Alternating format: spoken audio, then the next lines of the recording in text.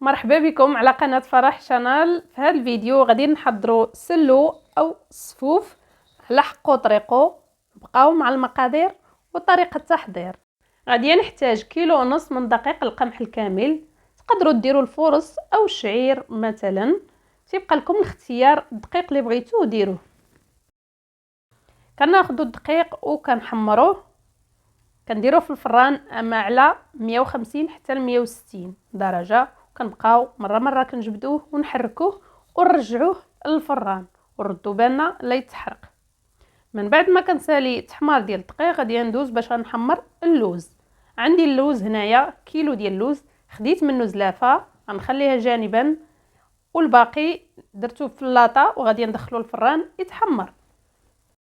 بالنسبه هاد الزلافه ديال اللوز غادي نطلع فيها الغليه وغادي نفسخو ونخليه حتى ينشف وندخلو الفران يتحمر، هو اللي غادي نستعمل من بعد في التهرميشه اللي غادي نديرو للسلو. كيف ما كتشوفوا معايا هنا حمرت اللوز، غادي ندوز باش غادي نحمر الزنجلان عندي مغسول منقي، ضروري من الغسيل. الزنجلان كيكون فيه التراب ضروري ما نغسلوه. غادي ندخلوه يتحمر ونحضيو معاه، لان الزنجلان دغيا كيتحرق وما خصوش يتحرق. والعافيه دائما مهيله 150 كيف ما كتشوفوا. هو هنايا تحمر، غادي ناخذ منه زلافه غادي ناخذها منه، والباقي غادي نضيفه على هاد اللوز اللي من بعد غادي نطحنوهم.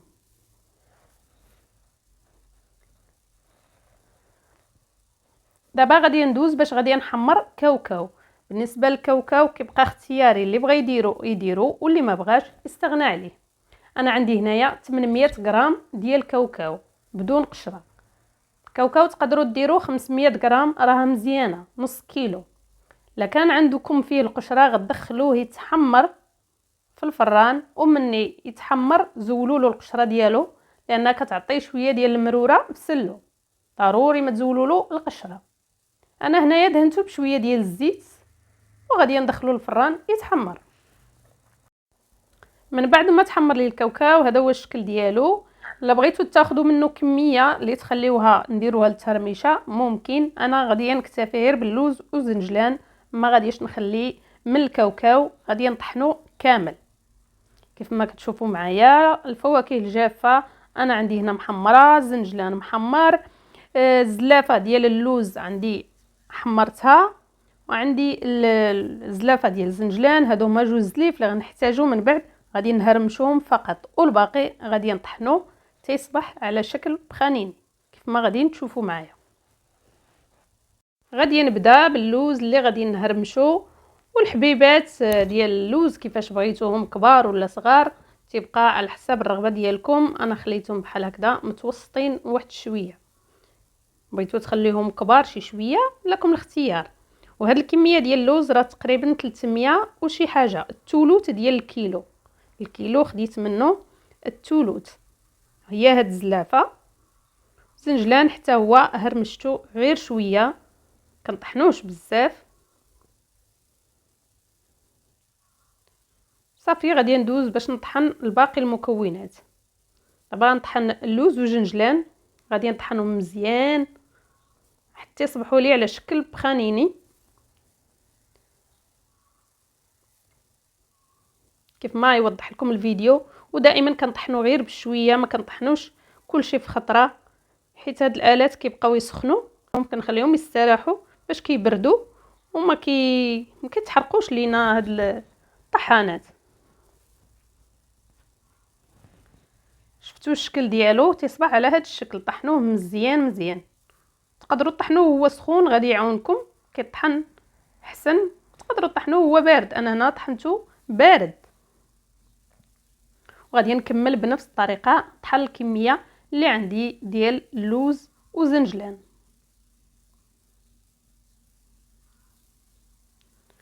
من بعد غادي ندوز باش غادي نطحن كاوكاو. كيف ما قلت انا هنا كاوكاو غنطحنو كامل حتى هو بنفس الشكل حتى يولي على شكل بخانيني.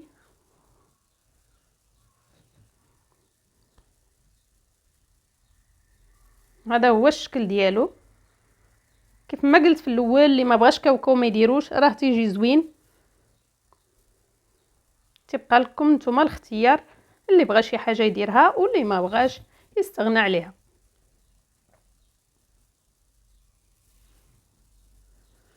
غادي نستمر تنطحن الكميه اللي عندي. قبل ما نديزو للمرحله ديال التخلاط ديال سلو، غادي نديرو واحد الخلاصه ديال المكونات. عندي كيلو ديال اللوز اللي ناقصه منه زلافه محمر ومطحون، وعندي كيلو ديال زنجلان اللي ناقصه منه زلافه حتى هو محمر ومطحون، وعندي كيلو ونص ديال دقيق القمح الكامل اللي حمرته ولا على هذا الشكل. هنا راه خلطته مع واحد شويه ديال الزيت باش كيبان لي اللون اللي بغيت، التحميره اللي بغيت، وما نخليوش يتحرق. وعندي 2 معالق ديال العسل. عندي المسكه الحره، وردوا بالنا دائما راه المسكه الحره اللي متوفره ماشي هي الحره اللي كنعرفوا، راه كاين تزوير في المسكه الحره، ردوا بالكم. وعندي قبيصه ديال الملح. عندي 2 معالق كبار ديال القرفه مطحونه. عندي 2 معالق كبار ديال النافع مطحونين. وعندي 2 معالق كبار ديال حبه حلاوه مطحونين. وعندي السكر 250 غرام اللي هو رابعه سكر كلاصي. وعندي نص كوزه مطحون. بالنسبه لحبه حلاوه والنافع رانا مصهداهم عاده، طحنتهم وغربلتهم من طبيعه الحال. اول حاجه غادي نبدا بها ملي غنبغي نخلط، غادي نعاود نغربل الدقيق ديالي، واخا راه ساهل ماشي بحال الفورص ما تيتكورش بزاف، ولكن انا بغيت نعاود نغربلو. غادي نضيف عليه زلافه ديال الزنجلان اللي عندي مهرمشه، زلافه ديال اللوز اللي عندي حتى هي مهرمشه، وغادي نضيف عليه النواشف كاملين، حبه حلاوه والنافع واليانسون والشمره، وعندي القرفه، الكوزه، الملح، المسكه الحره، وعندي رابعه ديال السكر كلاصي اللي هي 250. الا ما كانش متوفر عندك السكر كلاصي غتاخدي سنيده وطحنيها حتى توليو الحبيبات ديالها صغار وخدمي بها. والكميه ديال السكر تقدروا تزيدوا او تنقصوا على حسب الرغبه ديالكم، ديروا من 250 حتى ل 400 الا بغيتوا يجيكم سلو حلو. انا كنكتفي باقل كميه ديال السكر في السلو.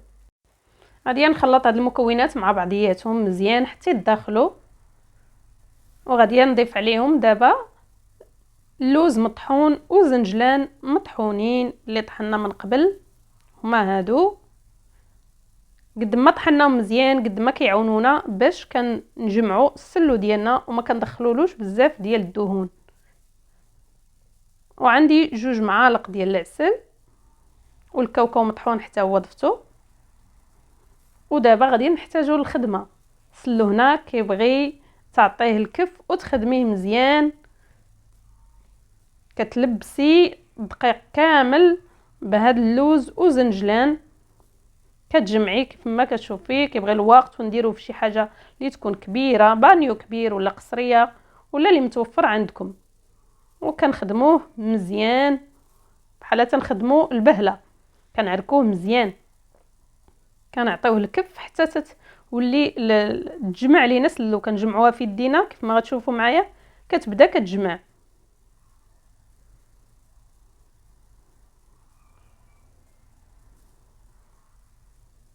شفتوا معايا كنخدموه مزيان، كيبغي شويه الخدمه والخاطر. وباش غادي نكمل الجميع ديال السلو غادي نحتاج للزبده تكون من اصل حيواني. عندي هنا 600 غرام ديال الزبده، غادي ندوبها حتى يحيد منها الحليب ديالها ويتبدل لها اللون شويه، ما تيبقاش فيها الحليب نهائيا، كتصفى. ونبدا نضيف شويه بشويه كيف ما كتشوفوا معايا، كنبداو نضيفوا شويه بشويه الزبده تدريجيا، وحنا كنخلطوا حتى نحصلوا على القوام اللي بغينا. كاين الناس اللي كيبغيو سلو معلك، انا كنبغيه معلك، وكاين الناس اللي كيبغيوه ناشف شويه. اذا حنا كنتحكموا في القوام، كنضيفوا الزبده وكنتحكموا في القوام اللي بغينا، كنخدموا وكنشوفوا.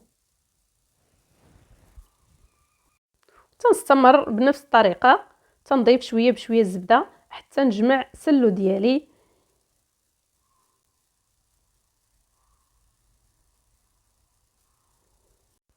غادي ندوزو نشوفوا الشكل الاخير ديال السلو او السفوف بالطريقه المغربيه، تيجي معلك زوين بزاف بالصحة والراحة. نتمنى وصفة اليوم تنال إعجابكم. إلا عجبكم الفيديو ما تنسوناش من اللايك والبارطاج. شكرا على المشاهدة. تنبغي نرحب بالناس الجداد، نقول لكم مرحبا بكم ومرحبا بتعاليقكم. رمضان كريم وعواشركم مبروكة. إلى وصفة قادمة بحول الله. السلام عليكم.